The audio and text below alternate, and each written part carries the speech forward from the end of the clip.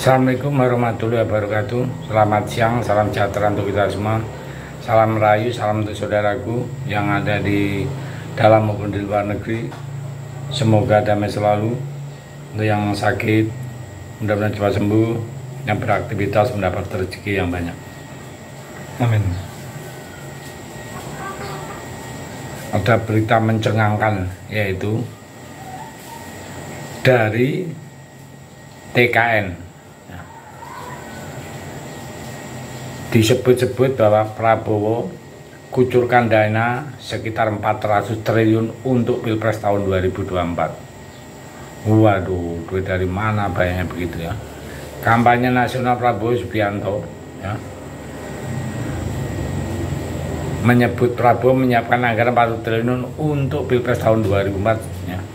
Jadi sebelumnya TKN Prabowo Gibran menggelar konsolidasi bersama 60 simpul TKD Provinsi Lampung Selasa 12 Desember tahun 2023. Konsolidasi itu membahas mematangkan strategi pemenangan Prabowo satu putaran dalam Pilpres tahun 2024. Anggaran TKN ya, Kurniawan mengatakan pihaknya sengaja datang ke Lampung untuk mengetahui seberapa besar kekuatan relawan Prabowo Gibran ya.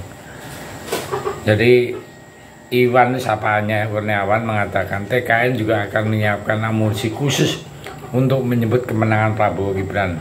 Disinggung terkait anggaran yang disiapkan TKN untuk kemenangan Prabowo Gibran di Lampung, yang menyebutkan tidak secara rinci ya, namun Iwan ada sekitar 400 triliun untuk persiapan dana sekitar 11 provinsi yang menjadi prioritas termasuk Lampung.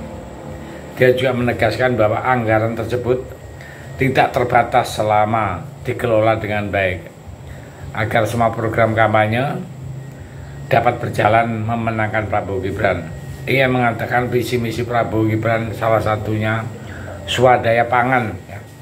Menurutnya Lampung itu salah satu wilayah penyumbang beras terbesar untuk logistik seluruh Indonesia. Jadi 400 triliun itu istilahnya memang untuk dipersiapkan dalam kampanye ya. Cuman pertanyaan dari mana duitnya sebanyak itu ya. Apakah itu nanti diganti dengan proyek makan siang gratis yang sehari ngabisin 1 triliun ya. Ini yang bikin kaget juga ya. Kalau itu benar artinya niat memang kurang bagus ya, mengejar jabatan dengan mengeluarkan uang yang begitu besarnya. Nah, kalau mau bertarung secara jantan dan elegan, intinya itu namanya ia mau membeli jabatan dari rakyat. Tapi jika rakyat tak memberi mandat, maka dia akan meraihnya dengan cara apapun, membombardir rakyat dengan duitnya. Jadi itulah tanda-tanda strategi yang akan dijalankan.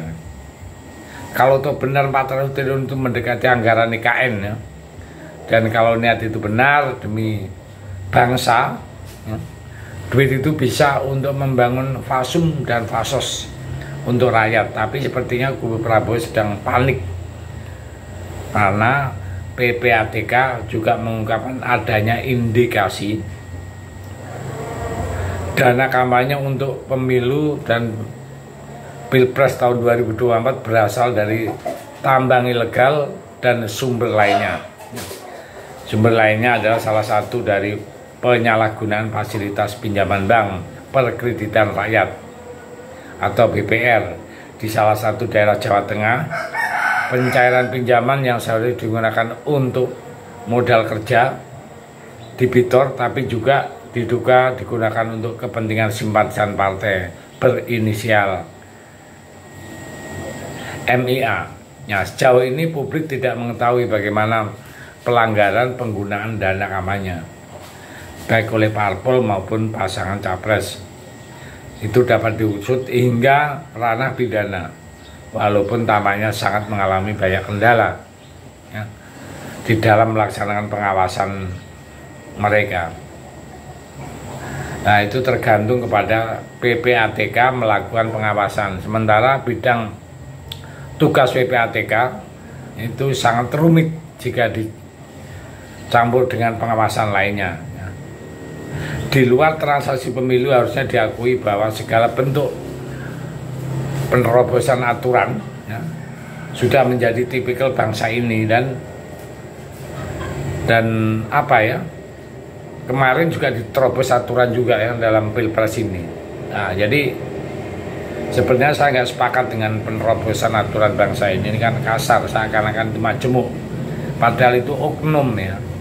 Jadi bahasa penerobosan bangsa ini itu sebetulnya dimaksud ada oknum yang suka menerobos, tidak semuanya. Nah, maka dari itu mereka bahkan cenderung bangga dengan apa yang dianggap pelanggaran khusus. Jika dibahas ya di kalangan internal mereka sendiri bahwa pelanggaran dianggap prestasi adalah suatu hal yang harus dianggap itu abnormal, maka menjadi PR bagi kita semua kalangan politikus adalah bagaimana semua kelemahan termasuk mempersiapkan generasi-generasi muda itu akan bisa mempunyai mindset yang baik bahwa menerobos aturan itu harusnya rasa malu. Nah itu, jangan bangga dengan hal yang tidak normatif atau yang melanggar hukum. Bangga itu memang parah namanya. Karena apa? Secara etika dan moral jelas hal tersebut menjadi kurang baik.